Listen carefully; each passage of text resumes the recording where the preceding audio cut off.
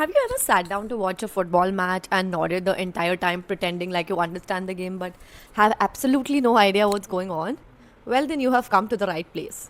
In this series, A Chill Girl's Guide to Football, I'm going to be explaining football from scratch. So, I'm going to be explaining what the game exactly is, how it's played, what are the different teams and competitions, and why people go absolutely mad every single week over the game. By the end of this video, you will be able to sit down and watch the match and actually follow what's going on.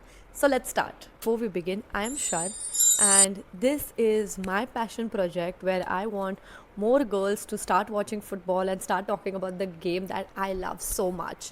So in this series, I'll be explaining the most basics of football starting from scratch, and you can comment any questions that you have regarding the game, and I'll be answering all of those in the upcoming videos.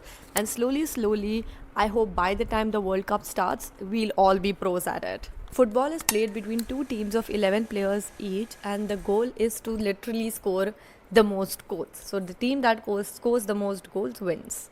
It is a 90-minute sport divided into two halves of 45 minutes each, and between the two halves, there's a 15-minute break.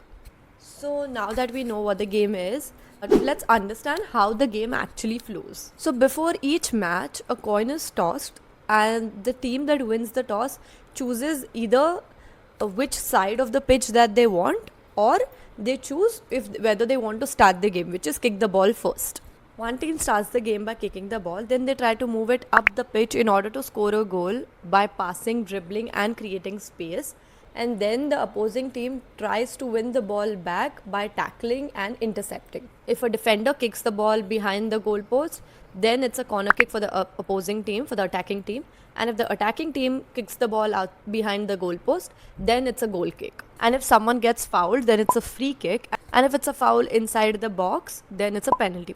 So these are all set pieces, and we will get into the details of it in the later episodes, but this is just for your basic understanding, and you can feel free to just skip through that or not remember it at all at this point. There is a referee in the match that controls all of this. So a referee is inside the playing area following the players in order to make decisions. And there are also two assistant referees on the side of the pitch, and you will see them holding flags. So the assistant referees track offside, and they help the ref make his decisions. What is offside? We'll get into that later, a whole entire episode just on offside. So the game flows, there are no timeouts, there are no breaks unless and until a player is injured, and the only break that's there is during half times. And this is what makes football different from other sports, because it never completely stops. The momentum and the tension just build, and it's a truly intense sport. Now that we know the basics of play, let's talk about the difference between club and country football, because I think that is what confuses people the most. So football is played in two formats. There is club football and there is country football.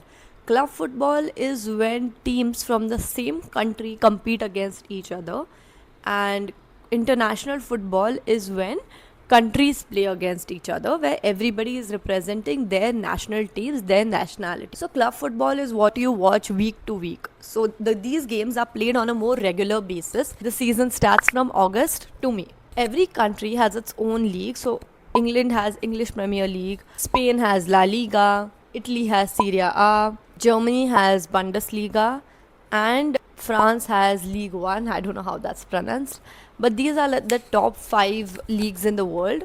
So under each league there are different teams, and so these teams are city teams. So for example, in England, in English Premier League, there's Manchester United, there's Chelsea, there's Arsenal, there's Manchester City, there's Liverpool, and so on and so forth. In La Liga in Spain, we have Real Madrid, we have Atletico Madrid, we have Barcelona, we have Espanyol, we have Getafe, we have Villarreal, we have Sevilla.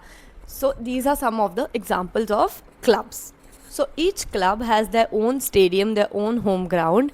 They have their own fans and they have their own history. Club football runs from August to May every year. So think of leagues as a school year where everyone plays everyone, and by the end of the year, team with the highest point wins. So each club plays all the other clubs in the league.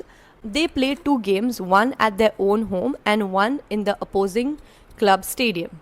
For every match that a team wins, they get 3 points. For a draw, they get 1 point. And for a loss, they get 0 points. And by the end of the season, the team that has the highest point becomes the league champion. International football is completely different.